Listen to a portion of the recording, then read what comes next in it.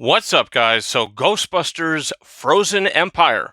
This is the fourth film in the Ghostbusters timeline. This is the sequel, pure sequel to Ghostbusters Afterlife, which came out 2 years ago, which was directed by Jason Reitman.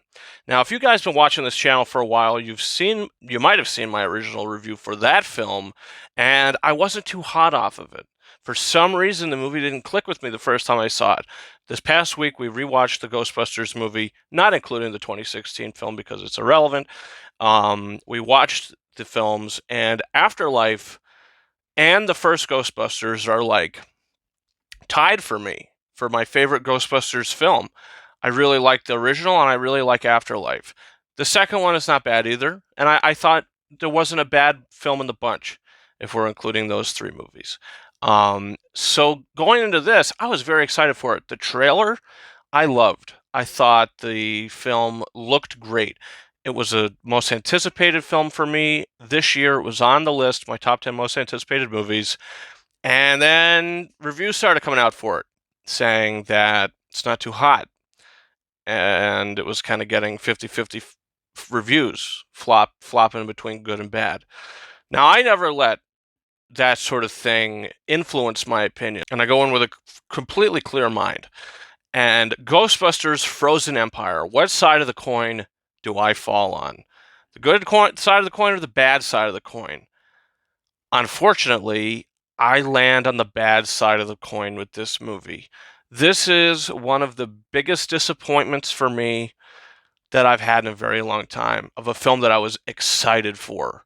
I was excited to see this. And guess what? I was let down by it. You know, in Ghostbusters Afterlife, that film had a heart. It had a beating soul. The Spanglers, McKenna Grace's character, her relationship with her grandfather, and it had heart. The whole film had heart, and the family dynamic, all of it was great. This film, it's all thrown out the window. This movie has no heart. This movie has nothing for you to get emotionally invested into, other than, liking the characters from the last movie and care about them from the last movie. They thought that was enough to keep you invested this time around, when it's not. I cared less about these characters in this film than I did the first film. The only thing that they really try to use, for an emotional kind of standpoint, is Paul Rudd's character is now, we don't know if he's married to the mother. I missed it if they said, I don't think they're married. I think they're just still dating. But he isn't sure if, the kids should call him dad or not, and what's going on there. By the end of the film, there's a line that you go, oh, okay, I guess we've got some conclusion and clarity and all on all that. But I'm thinking, I didn't really give a damn, because they didn't focus on it. There's so much going on in this film. There's the new ghost, the new villain, and what's going on there. Why is this thing doing what it's doing? What's going on with this sphere, this orb? How does it work? What's the deal? You don't really get into a lot of it until halfway into the film. The original Ghostbusters, you'd want to see how they're going to be involved. They're really not. You're going to be disappointed if that's something that you want to see. If you want to see Bill Murray in this movie, he's in the posters and he's in the trailers. He's got maybe 5 minutes of screen time, if that. I was so disappointed, because in the damn trailers, this thing set me up to believe we're going to get the original Ghostbusters. They're going to have more to do in this film. Since that's not the case, don't put them on the damn poster. Don't do that. Why are you putting them on the poster? The only one I could see on the poster is Dan Aykroyd, because he's got the most to do. The other two, especially Bill Murray, he is in this movie for a paycheck. He didn't need to be in the film. And I would have preferred him not in the movie, to be honest with you, because when he comes in, it's like, oh, it's nice to see, but how does it make sense? It doesn't, because he shows up at the most insane time to you're thinking, how did you even get there? And how'd you make it? How'd you survive? Didn't make any sense. Uh, just the whole thing kind of bugged me, and it was just like a slap in the face to Ghostbusters fans. I have become a Ghostbusters fan. I'm a casual Ghostbusters fan. I like the movies. I like the characters, and especially from the new film. You know, from Ghostbusters Afterlife, and I like what they set up there. And it had a great potential to go somewhere, but the movie just is just a bunch of cheap nostalgia and just bad writing. I didn't like it, and the reason the villain itself couldn't care less. You know, the only thing I didn't really like about Afterlife was how it's the same ghost thing they're going after with the keymaster and the door locker or whatever the hell it is. I said, I wish it went a little more an original route. This film, guess what? I was begging for the keymaster to come back. Whatever the hell the thing, Galul or whatever, Razagul. I don't know. Whatever the thing's name is in the original film, and Afterlife.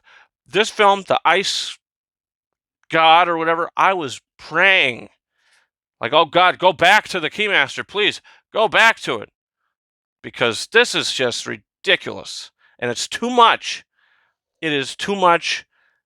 It's over the top. It's gone too far. This one is not directed by Jason Reitman, the son of the late Ivan Reitman, who directed the first two Ghostbusters films. The son came in, did Afterlife, directed Afterlife, and did a great job with it. And was able to bring all the generations together in a really nice emotional way. This film, he didn't direct it. He just co-wrote it. So I don't really know what he was thinking. Why did he direct this movie? I mean, did he realize that the script they were writing wasn't too good? I have no idea. But this is directed from the guy who directed Monster House, which is the animated film, which I think was his first movie. And then he directed Poltergeist 2015. Yeah, let's have him direct this. Okay, that doesn't make any sense. Why did they get this guy to direct a movie? Because they wouldn't have to pay him much? I have no idea. But just the whole thing, the score. I mean, the score is not good. The score for the last film, it felt like a Ghostbusters score. Guess what? The score in this, generic and forgettable. I chuckled a couple times, but overall, this movie was just a giant disappointment for me, and I didn't like it. I thought it sucked. I thought it was messy. That the first half was boring. I thought it got interesting and entertaining towards the second half, but I didn't necessarily care about what I was watching.